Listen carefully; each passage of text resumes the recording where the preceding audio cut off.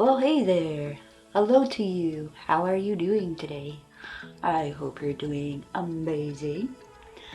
Today we are, oh, by the way, welcome to my channel, Encrypted Angels Nursery.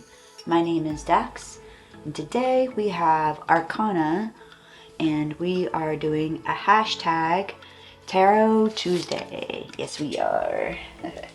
We're doing hashtag Tarot Tuesday. Alright, you guys, so I am gonna change this little girl, but first, before we get to that, I'm gonna pull out my deck. Now, it is a newer deck to me. I've been reading cards for quite some time, but this deck in particular is very new. Okay. I am shuffling the cards. And we'll see. I prefer what they call flyers, and I'm probably just going to do a one card, well, 2 card reading, because I'm going to do a pull from this deck and a pull from my Fairy Oracle deck, the deck that I'm used to using, that I know very, very well. The one that is not new to me. Okay. Let's see. See if any flyers come out, and if not, then we'll cut the deck and pull the first one on top. Okay, I'm guessing not. Alright, so we are gonna cut the deck and pull from the top. And we have the One of Swords. I'm gonna see if I can get that to focus for you guys. There we go. One of Swords. And this is why I love this deck, because they look like dolls. That's why I got it. Okay, so first we're going to talk about this one. See if you can try to keep her out there. She's still in view. Oh, I don't know if you can. Yeah, okay. There we go, I guess. Okay, sorry. Alright. By the way, this lovey that Arcana is holding was given to our nursery by Mama Cheryl. Hello, Mama Cheryl, over at Kaleila's Precious Ones.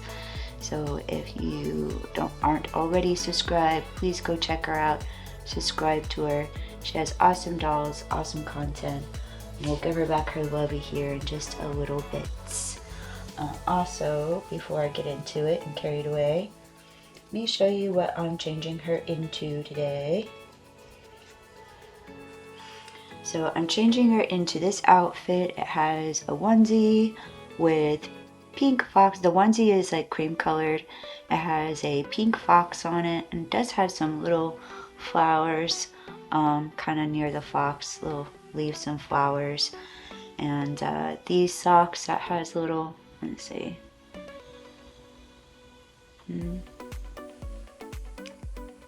there we go, little flowers and leaves on it as well. Thought they went well with that coloring anyway. These hand mitts, that is the same cream color and cream beige color. And this headband that has the matching pink foxes on it, which I too snapped. Yes, so if you have not seen my video on how to do these, which they just easily snap, I'll go ahead and link it in the video, so this way it will fit my bigger babies. But if I need it to go smaller, which I do for this one, then it just easily snaps back together, and then that way it'll fit her. Okay, so that's what I'm putting on her today.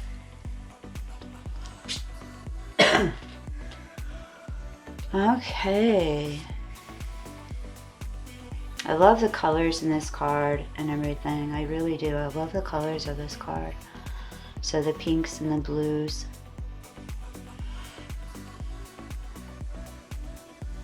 I know what the One of Swords in general means. I'll just kind of start with that and go from there as she tells me what she means and what she wants me to pay attention to. Ooh, I just saw the splatter of the mess that she's making on her dress from eating the candy.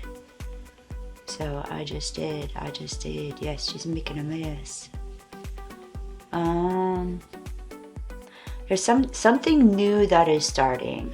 There's something new. Now, Swords is all about what's going on in your mind space, like what's going on with you logically, emotionally, psychologically, things of that sort. And so there is something new that you are embarking upon or starting to do. And it's a little bit messy. Whatever this is, it's a little bit messy. Either it's not going smoothly, or this is a message to let you know that whatever this endeavor is, it's not going to go as smoothly as you would like in the beginning. It's not. It's messy. It's frightful. I don't know if you can see the expression. There's like this frightened, terrifying expression that the lollipop itself is making. And it almost looks like blood is coming out of there. You know, like it's almost kind of vampiric now to me. That she's biting down, blood is coming out. She's hurting. It's almost like she's hurting this other entity, but it's a necessity. So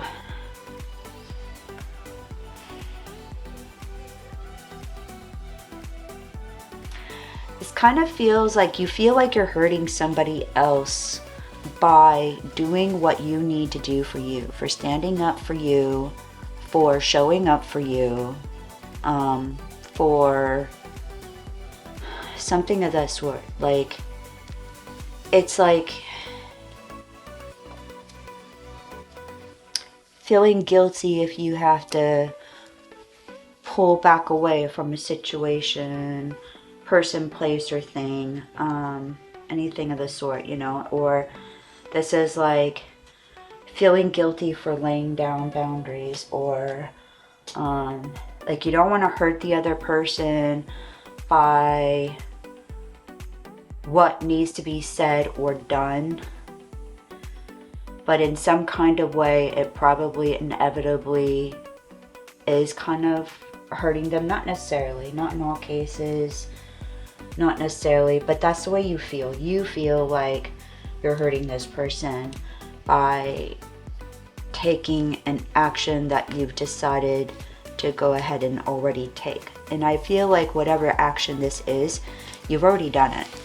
You've already voiced it, decided it, you know, done it. It's already a done deal. And I feel like it's like, okay, honor how you feel. Always, always, always, always honor how you feel. Your feelings are valid. Your feelings are always valid. They are. I'm picking up the feeling from whatever you want to call it, my guides, the other side, the Akashic Records, I don't know, whatever you want to call it. I'm picking up vibes that the guilt that you're feeling for taking the action that you needed to take is a trauma response. It's that, you know, kind of feeling of being the over-apologetic person, which I am that person. I am that person. I over-apologize, and I've talked to therapists about it. I've had multiple conversations about this with therapists. Of like, and people around me have even said, you know, even for hubby, for example, like I'll be like, oh, I'm sorry. He's like, why are you apologizing? I'm not sorry. It's like, you know what? You're right. I don't know why I'm apologizing. And so therefore I'm not.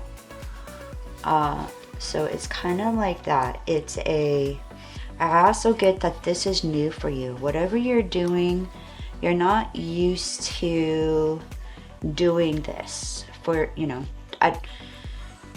whatever it is, making this bound. Maybe this is the first time.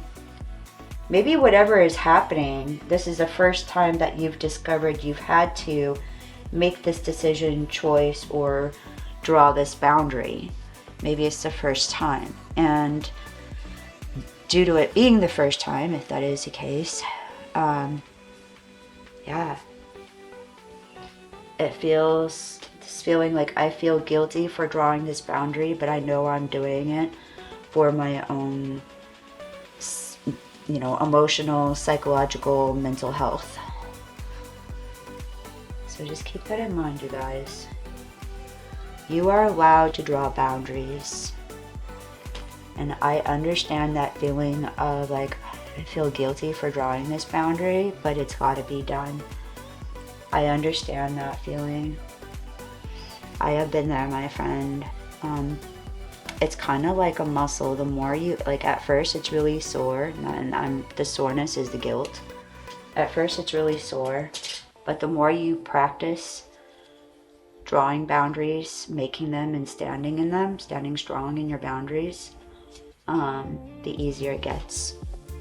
As somebody who has had to do that over and over with family, with friends, with, whatnot, just boundaries that I've had to make. Okay, you guys, let's give her back her lovey. And then we will pull, if you're still here, we will pull one additional card for those that are still here from the Fairy Oracle deck.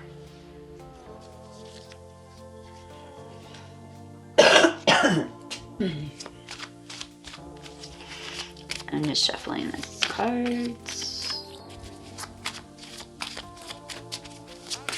Oh, and we have, looks like a couple of cards flipped.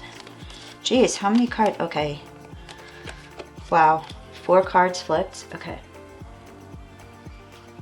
4 cards flipped. Alright. So, I'll go over all 4 of them. Apparently, you guys are in for a treat. Okay. I usually don't do these long readings. If numbers are a thing for you, this card number is 47, which would add to 11, which would be a 2. I don't know what the number 2 means, but if you're into numerology, this card would add to number 2. This is the Oakman. Let me see if I can get it to focus. So the Oakman is all about being very, very protective over little ones. So there's somebody here who is protective or in charge of little ones.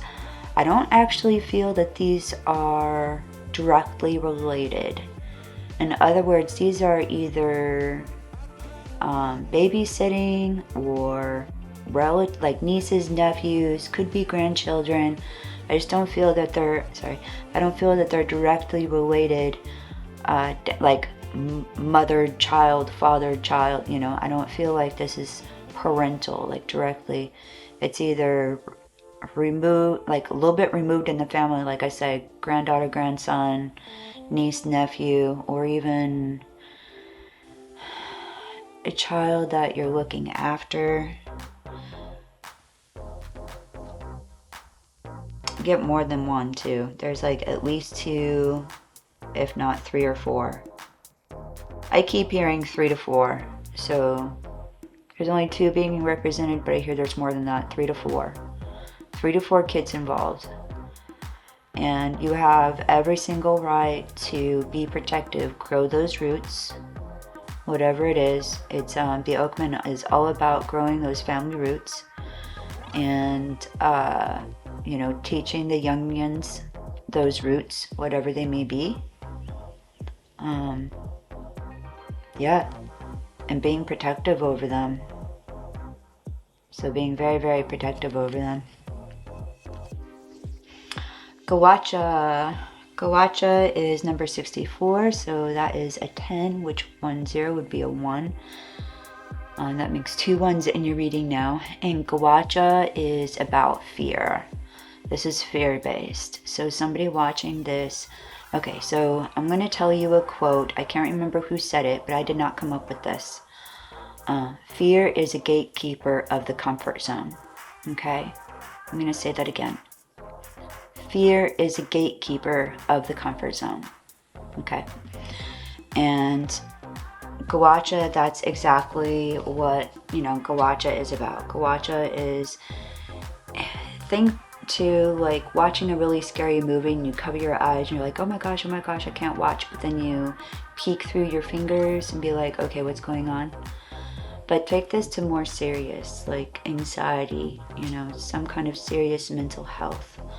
Again, mental health came up in this first card with the One of Swords. So mental health has come up here. So think about, about more like mental health. There is something with your mental health that is, it's like fear, anxiety is keeping you from doing things that you actually want to do, from enjoying things in life that you would like to do. So yes, and fear is a gatekeeper of the comfort zone. I will say that. Without tackling our fear, we will never know adventure, love, or friendships, or anything like that. We have to tackle sometimes the most basic fears. Like sometimes I'm afraid to leave my house. I'm not gonna lie. Not all the time. I don't have that all the time.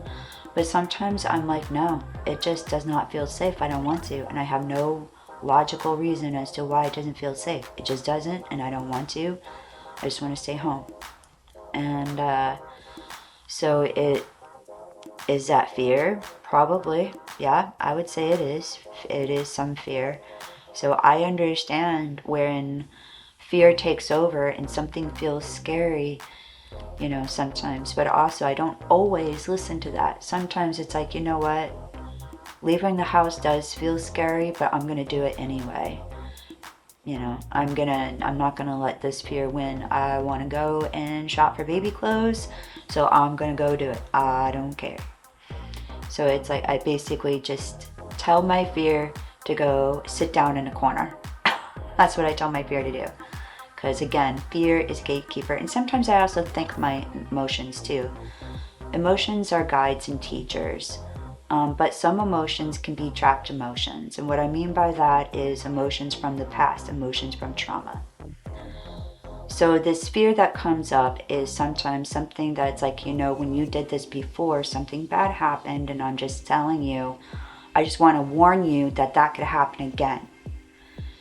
And so then this is where I say, okay, well, I thank you, fear, for reminding me that a thing had happened before in the past, but that was then, and this is now, and I'm gonna go do this thing. So that's sometimes a conversation I have to have with fear, for reals. The next card is number 57, and his name is, I think it's Luthus the Wild. So let me see if I can get this card to focus. Luthus the Wild.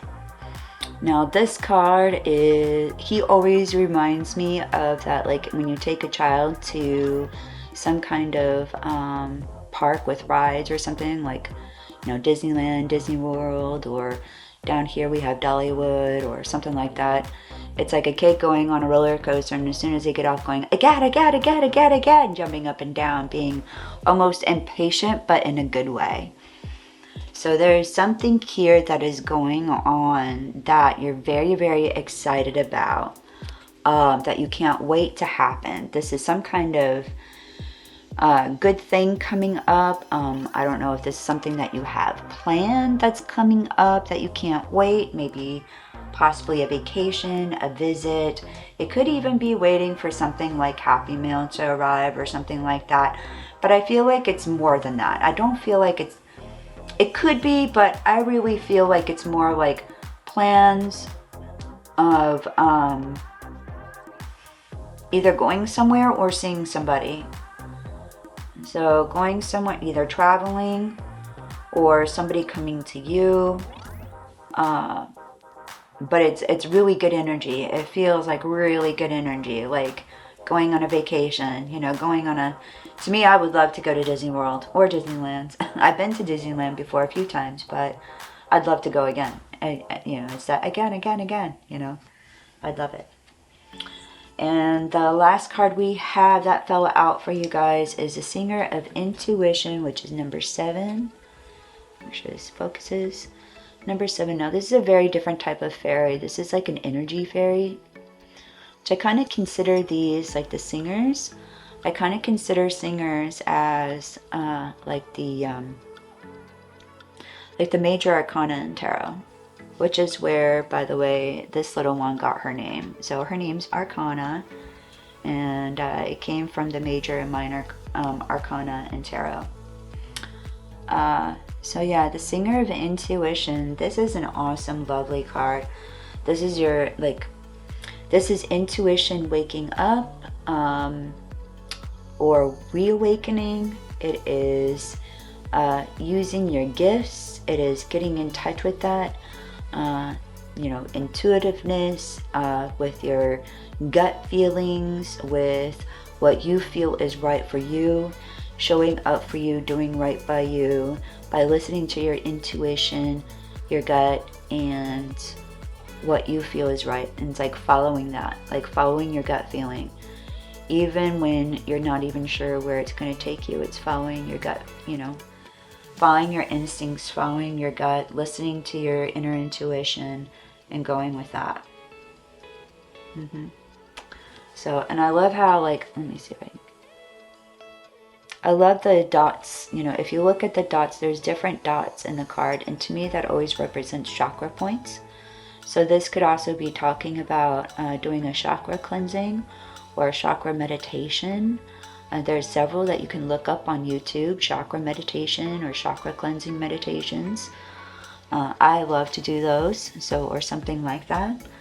But yeah, this could be awakening your energies, your intuition, your magic, sort of say, your inner magic. Yeah, so this is, there's something inside of you that is igniting, waking up, energizing, and just filling you right now, really, really filling you.